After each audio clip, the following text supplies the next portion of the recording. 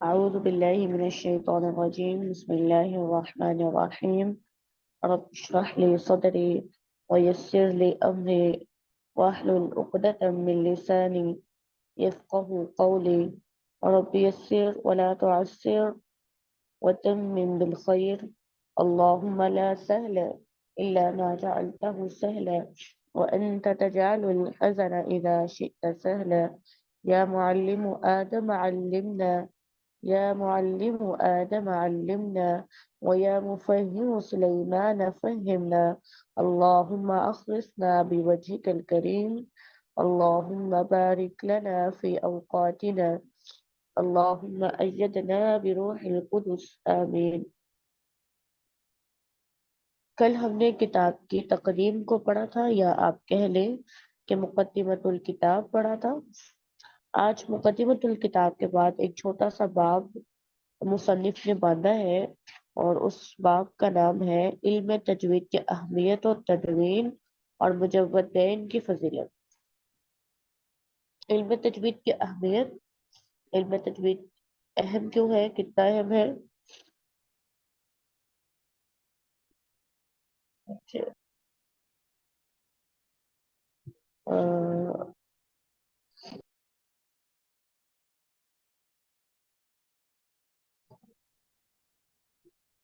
ٹھیک ہے. علم تجوید کی اہمیت. تدوین کہتے ہیں کہ علم تجوید کو کب مدون کیا گیا، باقاعدہ طور پر کتابی شکل میں اور بطور علم کیسے متعارف کروایا گیا، اور جو علم تجوید پر جن لوگوں نے کام کیا ان کی اہمیت اور فضیلت کیا ہے. سب سے پہلے قرآن پاک. تجوید کی اہمیت قرآن مجید سے. اللہ تعالیٰ نے قرآن مجید کی قراءت کے لیے ایک معین صفت اور خاص کیفیت کو بیان کرتے ہوئے فرمایا وَرَتِّلِ الْقُرْآنَ تَرْتِيلًا، اور قرآن مجید کو ٹھہر ٹھہر کر ترتیل کے ساتھ پڑھے. اس آیت میں اللہ تعالیٰ نے ترتیل کے ساتھ پڑھنے کا حکم دیا ہے. حکم کا مطلب کیا ہے جس کو ہم انکار نہیں کر سکتے نا. ورتل. ورتل کیا ہے؟ امر کا صیغہ ہے. تو اللہ تعالیٰ نے قرآن پاک میں حکم دیا کہ قرآن پاک کو ترتیل کے ساتھ پڑھا جائے، قرآن پاک کو ٹھہر ٹھہر کر پڑھا جائے.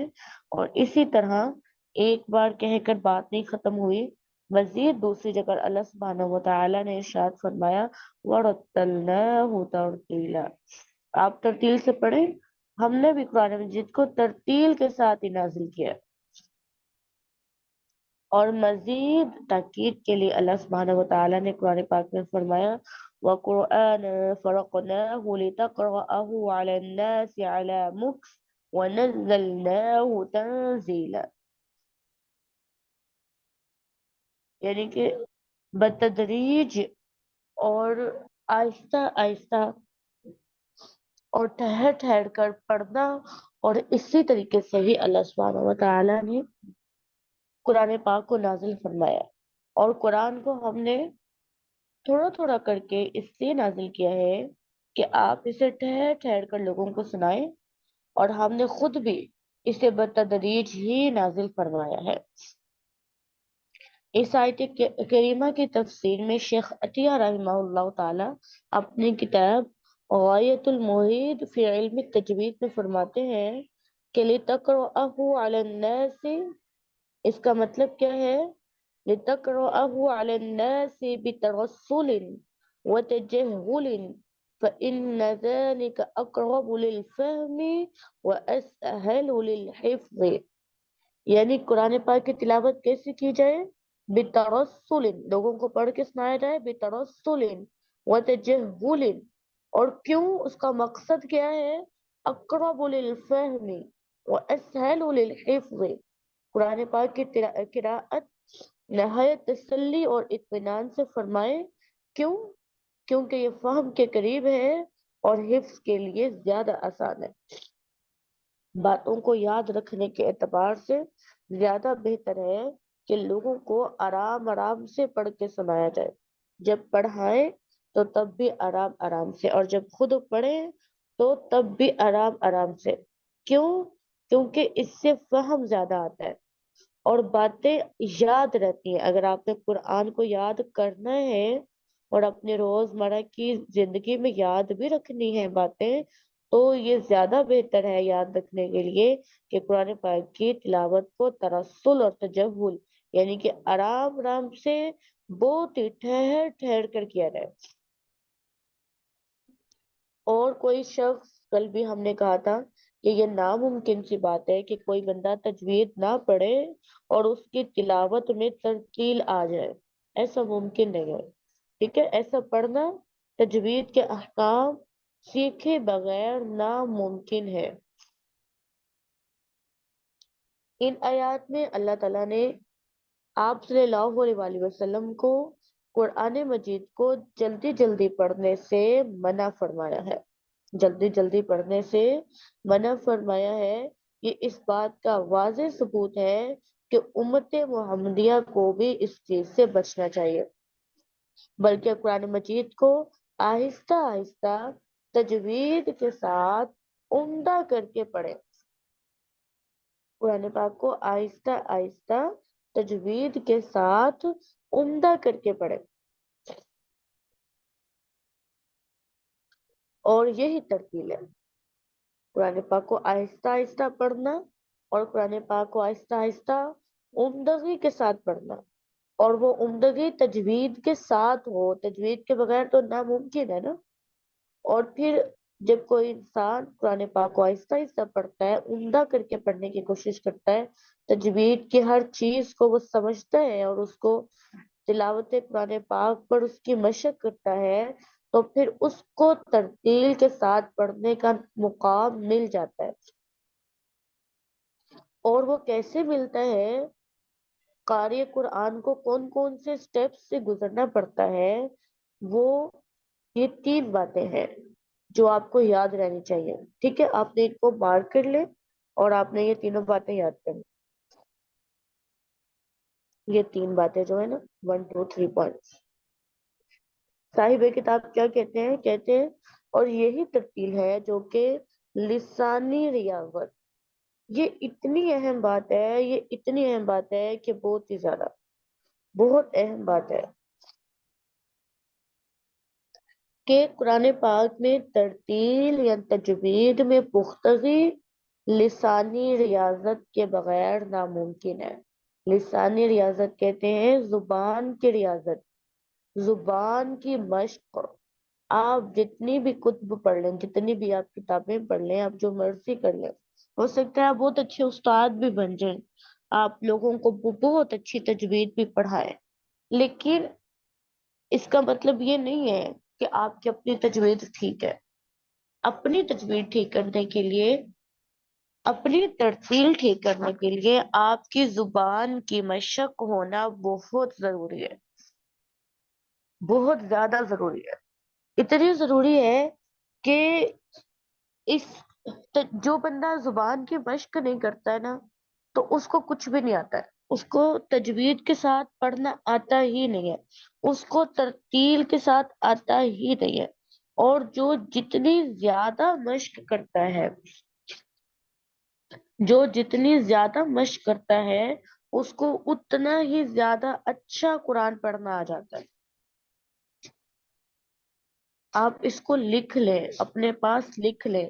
اگر آپ دن میں 10 آیتوں کی تلاوت کرتے ہیں اور ایک بچہ دن میں 1 سپارہ پڑھتا ہے، تو ایسا نہیں ہے کہ آپ کو بچے کی طرح نہیں پڑھنا آئے گا۔ جیسے حافظ ہے، وہ پڑھتا ہے، ان کے بڑے اچھے اچھے تلفظ ہوتے ہیں، ان میں اور آپ میں فرق کیوں ہوتا ہے؟ آپ بھی تو سیکھتے ہیں نا، اور حافظات بھی پڑھتے ہیں، ان کے تلفظ اتنے اچھے ہوتے ہیں، اتنے مضبوط، اتنے پختہ ہوتے ہیں، لیکن ہم لوگ 2 2 سال کورس کرتے ہیں، 4 4 سال، 8 8 سال پڑھ رہے ہوتے ہیں۔ آپ میں سے بہت سے لوگ بڑے سالوں سے پڑھے ہوں گے، تجوید اچھی نہیں ہوتی ہے، پختگی نہیں آتی ہے، لہجہ خوبصورت نہیں ہوتا ہے۔ اس کی وجہ ایک ہی ہے، وہ ہے لسانی ریاضت۔ آپ اپنی زبان سے مشق نہیں کرتے ہیں، آپ آج پڑھتے ہیں، کل چھوڑ دیتے ہیں، ایک کورس میں پڑھتے ہیں، پھر اگلے کورس کو چھوڑ دیتے ہیں، پھر مہینہ پڑھتے ہیں، پھر تھک جاتے ہیں، پھر پریشانی آ جاتی ہے، آپ کی زبان پر قرآن چڑھا نہیں ہے۔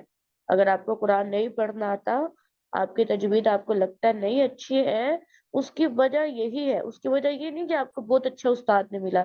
چلے استاد تو بچے کو پالش کرتا ہے نا، اسٹوڈنٹ کو پالش کرتا ہے۔ آپ کی جو کمی ہے نا، آپ کے لیول پہ جو کمی ہے وہ لسانی ریاضت کی ہے۔ امام جزری اس بات پہ لکھتے ہیں وَلَيْسَ بَيْنَهُ وَبَيْنَ تَرْكِهِ إِلَّا رِيَاضَةُ امْرِئٍ بِفَقِّهِ۔ اتنی ان کی مجھے زبردست بات لگتی ہے، کہتے ہیں تجوید کے ساتھ پڑھنے اور اس کو ترک کرنے میں کوئی بڑا فرق نہیں ہے، مگر آدمی کا اپنے منہ سے ریاضت کرنا ہے۔ وَلَيْسَ بَيْنَهُ وَبَيْنَ تَرْكِهِ إِلَّا رِيَاضَةُ امْرِئٍ بِفَقِّهِ۔ تجوید کے ساتھ قرآن پڑھنا اور تجوید کے ساتھ نہ پڑھنا، اس میں کوئی بڑا فرق نہیں ہے سوائے لسانی ریاضت کے۔ جس بندے کی لسانی ریاضت ہے اس کی تجوید اچھی ہوتی ہے، اور جس کی لسانی ریاضت نہیں ہوتی ہے اس کی تجوید اچھی نہیں ہوتی ہے۔ ٹھیک ہے، آئی ہوپ آپ کو لسانی ریاضت کا پوائنٹ اچھے سے سمجھ آیا ہوگا۔ دوسرا کیا ہے؟ قرات پر ہمیشگی۔ اب دیکھیں لسانی ریاضت ناممکن ہے جب تک آپ قرات پر ہمیشگی اختیار نہ کریں۔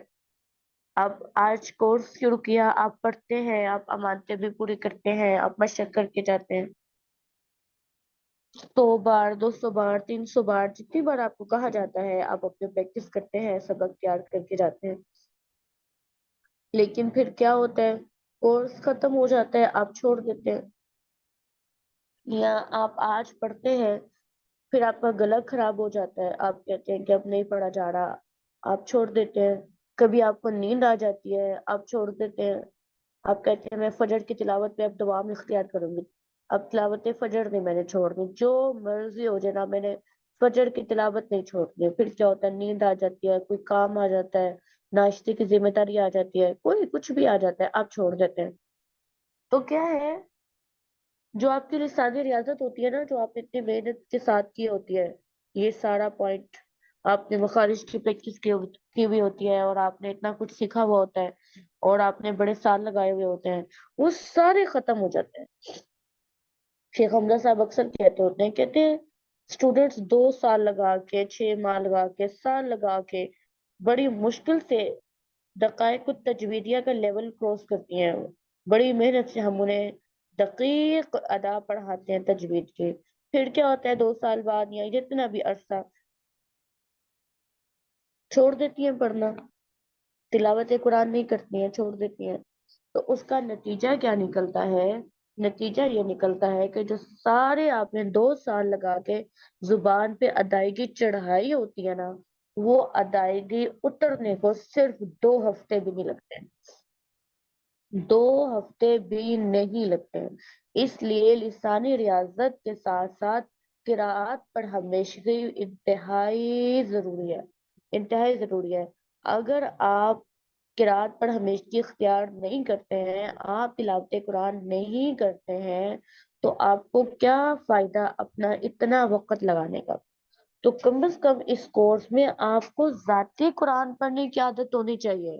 یہ نہیں ہے کہ آپ کو کورس میں ہی بس قرآن پڑھایا جائے، آپ کو ذاتی قرآن پڑھنے کی عادت ہونی چاہیے۔ آپ کو رات کو جا کے نفلوں میں، تہجد میں قرآن اٹھا کر دیکھ کر پڑھنے کی عادت ہونی چاہیے۔ زبانی قرآن نہیں آتا تو قرآن اٹھا کے نوافل میں دیکھ کے قرآن پڑھے۔ قرآن ہم کہاں پڑھتے ہیں نا، ایک ذاتی تلاوت میں پڑھتے ہیں اور ایک نماز میں پڑھتے ہیں، 2 ہی تو موقع ہیں قرآن پڑھنے کے۔ تو اگر آپ ان 2 مواقع پر قرآن نہیں پڑھتے ہیں، نہ ذاتی تلاوت کرتے ہیں، نہ آپ نماز میں قرآن پڑھتے ہیں، پھر آپ کو یہ سب سیکھنے کی کیا ضرورت ہے؟ کوئی ضرورت نہیں ہے۔ تو یہ سب سیکھنے کا نتیجہ کیا ہونا چاہیے؟ آپ کو قرآن پڑھنے کی عادت ہونی چاہیے۔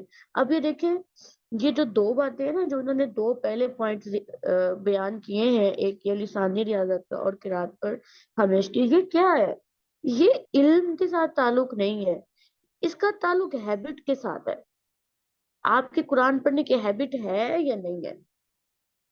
ٹھیک ہے، آپ کو ہمیشہ یہی لگتا ہے نا کہ کوئی کورس ہوگا، کوئی بہت ایڈوانس قسم کا، تو آپ کو پھر پڑھنا آئے گا۔ تو ایسا نہیں ہے، آپ کی ہیبٹ اچھی ہونی چاہیے قرآن پڑھنے کی، آپ کا قرآن خود ہی اچھا ہو جائے گا۔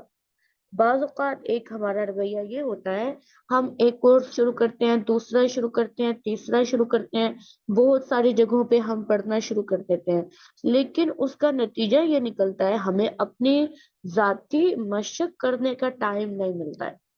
تو ہم بجائے یہ کہ 5 کورسز کے اندر پڑھیں، 5 کلاسز میں جا کر پڑھیں، اس کی بجائے آپ ایک ہی کلاس میں پڑھ لیں، لیکن اس کی پریکٹس کا ٹائم آپ اتنا رکھیں جتنا آپ نے 5 کلاسوں کے اندر جا کے پڑھنا تھا۔ تو یہ آپ کو زیادہ فائدہ دے گا، اس پہ آپ کو 3 4 اسٹار ملیں گے، اس پہ آپ کو 1 اسٹار بھی مشکل سے ہی ملے گا۔ تو یہ عادت بہتر ہے کہ آپ ایک کلاس پڑھیں اور اس کے سبق کی آپ بہت مشق کریں۔ یہ عادت اچھی نہیں ہے کہ آپ 5 6 کورسز میں جا کے پڑھیں اور پریکٹس کے لیے آپ کو ٹائم نہ ملے۔ آپ کے بچے میں تو بہت بزی ہوتی ہوں، میں فلان جگہ سے بھی پڑھتی ہوں، فلان جگہ سے بھی پڑھتی ہوں، فلان سے بھی پڑھتی ہوں، اس سے استاد متاثر نہیں ہوتا، استاد کہتے ہیں یہ بندہ صحیح نہیں جا رہا ہے۔ چلیں، یہ 2 باتیں اہم تھی ہیبٹس کے ساتھ۔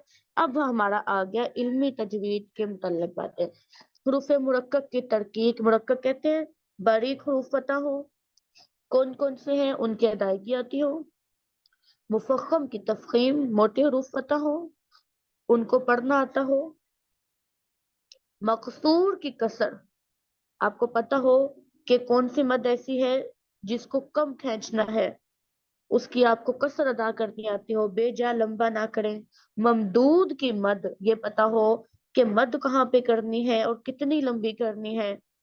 مظہر کے اظہار، یہ پتہ ہو کہ غنہ کہاں کرنا ہے کہاں نہیں کرنا۔ مدغم کا ادغام پتہ ہو،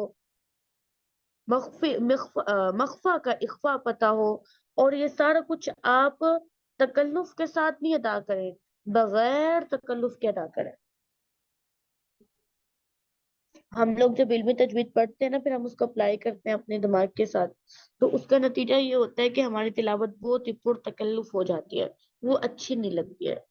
ٹھیک ہے، تو جب یہ سب چیزیں سیکھیں گے، اس کے بعد ہمارے پاس یہ 2 پوائنٹس ہوں گے، لسان ریاضت اور قرات پر ہمیشگی، تو خود بخود ہماری تلاوت بلا تکلف ہو جائے گی۔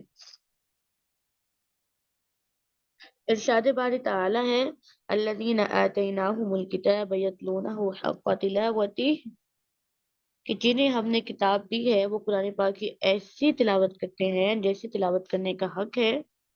اس آیت کی تفسیر میں امام بیضاوی رحمہ اللہ تعالی نے فرمایا ہے کہ یتلونہ حق تلاوتہ، ای کا مطلب ہے، اس سے مراد ہے کہ مراعاة اللفظ عن التحریف والتدبر فی معناه والعمل بمقتضاہ۔ بہت ہی اچھا معنی لکھا ہے۔ حق کی تلاوت سے کیا مراد ہے؟ حق کی تلاوت سے مراد ہے الفاظ کی رعایت کرنا کہ کہیں بدل نہ جائے۔ یہ پوائنٹس آپ مارک کریں، یہ آپ کو یاد ہونے چاہیے۔ امام بیضاوی نے اس آیت کی تفسیر میں کیا لکھا ہے؟ نمبر 1، الفاظ کی رعایت کرنا کہ کہیں بدل نہ جائے۔ نمبر 2، اس کے معانی پر غور کرنا۔ پہلا پوائنٹ تو چلے ہم کوشش کرتے ہیں سیکھنے کی، دوسری بات معانی پر عمل کرنا۔ ترجمہ تفسیر پڑھتے ہیں پر تلاوت کرتے ہوئے ترجمہ یاد ہی نہیں ہوتا ہے، اور پھر اس سے بھی اہم بات یہ کہ اس کے مطابق عمل کرنا۔ حق کے تلاوت میں کتنی باتیں شامل ہیں؟ حق کے تلاوت میں 3 باتیں شامل ہیں۔ پہلی بات کیا ہے کہ الفاظ کی رعایت رکھنا کہ بدل نہ جائیں، دوسری بات الفاظ کے معانی پر غور کرنا، اور تیسری بات جو قرآن میں لکھا ہے اس کے مطابق عمل بھی کرنا۔ تجوید کی اہمیت احادیث سے، سیدنا عبداللہ بن مسعود رضی اللہ تعالیٰ عنہ بیان کرتے ہیں رسول اللہ صلی اللہ علیہ وسلم نے فرمایا ان اللہ یأمرکم ان یقرأ کل رجل منکم کما علم، اللہ تعالیٰ تمہیں حکم دیتے ہیں تم میں سے ہر ایک ایسے پڑھے جیسے اسے پڑھایا گیا۔ اب یہاں سے نا استاد کی بھی اہمیت پتہ چلتی ہے کہ اگر آپ نے قرآن پاک کو تجوید کے ساتھ پڑھنا ہے نا، تو ذاتی کوشش سے ممکن نہیں ہے۔ آپ یہ کام تبھی کر سکتے ہیں جب آپ کو کوئی سکھانے والا ہو۔ اور قرآن پاک کو ویسے پڑھنے کا حکم دیا گیا جیسے ہمیں سکھایا گیا ہے۔ اب ایک بندہ قرآن سیکھتا نہیں ہے، بس خود ہی کتاب اٹھاتا ہے، خود ہی کوشش کرا کے کچھ بنا کے پڑھ لیتا ہے، تو دیکھیے اس کی بھی تجوید ٹھیک نہیں ہو سکتی ہے، اس کی بھی تلاوت جو ہے وہ ٹھیک نہیں ہو سکتی ہے۔ صحیح تلاوت کے لیے ضروری ہے استاد کا ہونا، اور پھر استاد کے سکھائے گئے ہوئے طریقے کے مطابق ہی تلاوت قرآن کرنا۔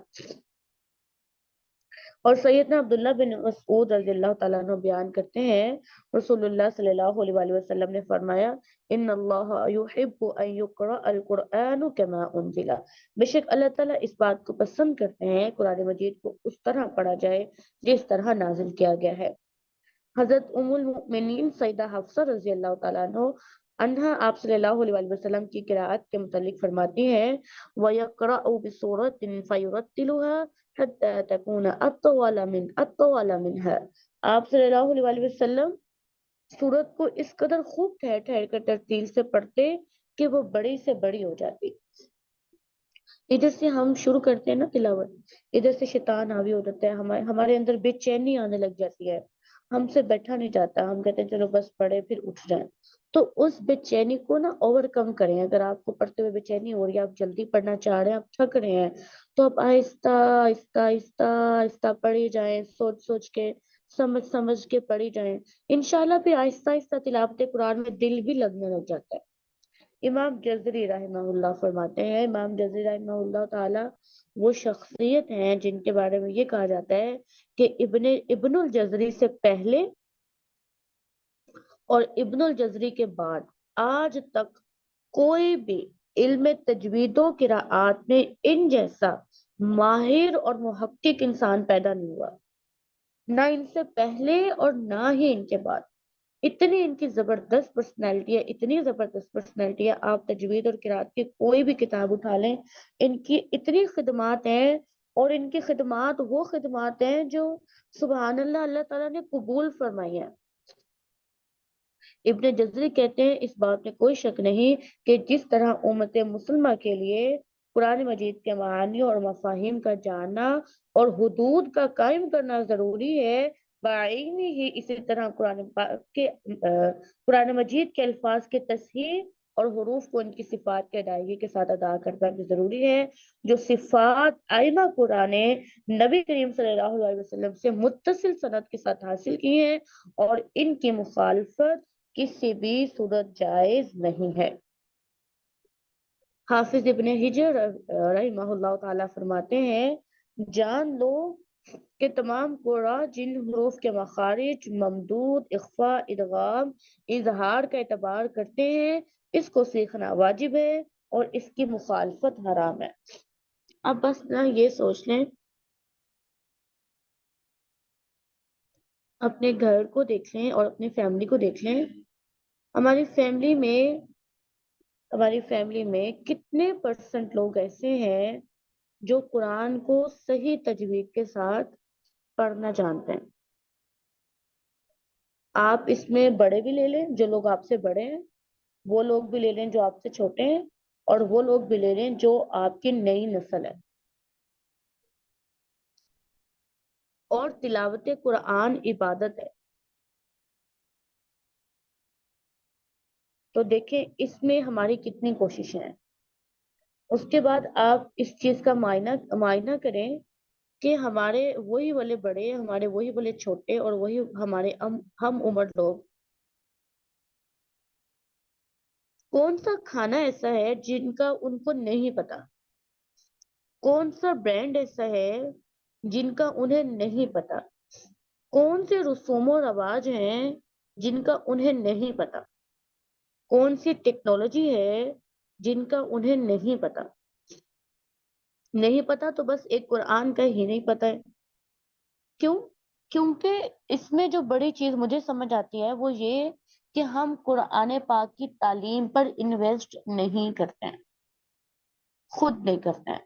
ہمارے بچوں کو ٹیکنالوجی کا پتہ ہے، ہمارے بچوں کو ڈراموں کا پتہ ہے، ویب سائٹس کا پتہ ہے، ہر چیز کھولنے کا پتہ ہے، ہر چیز کا پتہ ہے۔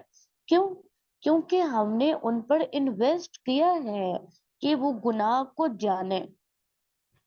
بچوں کو ڈرامے کا پتہ ہے، ساری کہانیاں پتہ ہے، اپنی عمر سے پہلے ہر چھپی بات کا پتہ ہے. کیونکہ ہم نے ان پر انویسٹ کیا ہے. ہم نے ان کو گھر میں ٹی وی لا کے دیا ہے. ہم نے انویسٹمنٹ کیا ان کے اوپر کہ وہ گناہ کو سیکھیں. ہم نے ان پر انویسٹمنٹ کیا ہے، ان کو موبائل لے کر دیا. ہم نے ان پر انویسٹمنٹ کیا، ہم نے ان کو وائی فائی لگوا کے دیا. ہم بجلی کا بل ادا کرتے ہیں، ہم نیٹ کا بل ادا کرتے ہیں، ہم پیکج کرا کے دیتے ہیں. ہم نے اتنے ہزاروں لاکھوں انویسٹ کیے ہیں ان کے اوپر کہ وہ اس گناہ کو سیکھیں. لیکن جتنی انویسٹمنٹ ہم نے ان کاموں میں لگائی ہے، کہ اتنی ہی فیس یا اتنی ہی کتابیں ہم نے ان کو قرآن کی بھی لے کر دی ہے؟ انویسٹ نہیں کیا نا ہم نے. چاہے کوئی مفتی ہی کام ہو جائے ہمارا. تو اس وجہ سے ہماری نسل میں قرآن نہیں ہے. قرآن نہیں ہے، اور اس کی وجہ ہی یہ ہے کہ ہم نے اہمیت ہی نہیں دی ہے. اور یہ جاننا ضروری ہے. دیکھیں، اور جو نہیں سیکھتا ہے تو اس کے اوپر گناہ ہے. چنانچہ تجوید و ترتیل کے ساتھ پڑھنے والے شخص کی تلاوت ہی افضل عبادت بنتی ہے. اور یہ حدیث آپ نے یاد کرنی ہے. آپ کا فرمان ہے افضل عبادتی امتی قراءت القرآن. میری امت کی افضل ترین عبادت قرآن مجید کی قراءت ہے. اس کی عربک بھی یاد کرنی ہے اور اردو بھی یاد کرنی ہے. اور ایسے شخص کو ہی نیکیوں کا حصول ہو سکتا ہے، جیسے کہ سیدنا عبداللہ بن مسعود رضی اللہ تعالیٰ عنہ بیان کرتے ہیں، رسول اللہ صلی اللہ علیہ وآلہ وسلم نے فرمایا: من قرأ حرفا من کتاب اللہ تعالی فلہ بہ حسنۃ والحسنۃ بعشر امثالها لا اقول الف لام میم حرف ولیکن الف حرف ولام حرف ومیم حرف. جس نے قرآن مجید کا ایک حرف تلاوت کیا اس کے لیے نیکی ہے، اور وہ نیکی 10 نیکیوں کے مثل ہے. میں نہیں کہتا کہ الف لام میم ایک حرف ہے، بلکہ الف ایک حرف ہے، لام ایک حرف ہے، اور میم ایک حرف ہے. اس سے یہ بھی پتہ چلتا ہے ایک ایک حرف کا مخرج اور حرکات اور پختگی ہونا کتنا ضروری ہے. اور اس میں مہارت رکھنے والا ہی حقیقت میں دگنے اجر کا مستحق ہے. سیدنا عائشہ رضی اللہ تعالیٰ عنہ بیان کرتی ہیں، آپ نے فرمایا صلی اللہ علیہ وسلم: الماہر بالقرآن مع السفرۃ الکرام البررۃ والذی یقرأ القرآن ویتعتع فیہ وہو علیہ شاق لہ اجران. قرآن مجید کی جو عمدہ تلاوت کرنے والا ہے وہ بزرگ اور پاک باز فرشتوں کے ساتھ ہوگا. لیکن جو بیچارہ نہیں عمدہ تلاوت کر سکتا ہے پر وہ تلاوت کرتا ہے اور اٹکتا ہے، اس پہ مشکل ہوتی ہے، تو اس کو 2 گنا اجر ملے گا. اور ایسے ہی لوگوں کے لیے قرآن سفارشی بنے گا. سیدنا ابو امامہ الباہلی رضی اللہ تعالیٰ عنہ سے روایت ہے، میں نے رسول اللہ صلی اللہ علیہ وسلم کو فرماتے ہوئے سنا: اقرأ القرآن فإنه يأتي يوم القيامة شفيعا لأصحابه. قرآن مجید کی تلاوت کیا کرو کہ کل یہ قیامت کو اپنے پڑھنے والوں کے لیے سفارشی ہوگا، بلکہ جنت کے بلند و بالا مقامات کا مستحق بنائے گا. حضرت عبداللہ بن عمرو بن العاص رضی اللہ تعالیٰ عنہ بیان کرتے ہیں، رسول اللہ صلی اللہ علیہ وسلم نے فرمایا: یقال لصاحب القرآن اقرأ وارقا ورتل كما كنت ترتل في الدنيا فإن منزلتك عند آخر آية تقرأها. قاری قرآن سے قیامت کے دن کہا جائے گا: جس طرح تو دنیا میں ترتیل کے ساتھ پڑھتا تھا، آج اسی طرح پڑھتا جا اور چڑھتا جا. تیرا جنت میں وہ مقام ہے جہاں تو آخری آیت مکمل کرے گا. اور یہاں پر ہمارا سبق مکمل ہوتا ہے. اور اس حدیث کے بارے میں یہ کہا جاتا ہے یہ صرف حافظات یا حفاظ کے لیے نہیں ہے. ہر وہ شخص جو قرآن کی اچھی تلاوت کرنے میں کوشش کرتا ہے، اس کے بارے میں بھی یہ امید ہے کہ انشاءاللہ اللہ تعالیٰ قیامت کے دن اس کو یہ مقام اور یہ اعزاز عطا فرمائیں گے انشاءاللہ. کوشش کس پہ ہے؟ کوشش ہم پر ہے کہ ہم کتنی کوشش کرتے ہیں. اللہ تعالیٰ ہم سے قبول کریں، اور اللہ تعالیٰ یہ ساری سفارشیں جو ہے ہم سب کے حق میں قبول فرمائیں. آمین. سبحانک اللہم وبحمدک نشہد ان لا الہ الا انت نستغفرک ونتوب الیک. السلام علیکم ورحمۃ اللہ وبرکاتہ.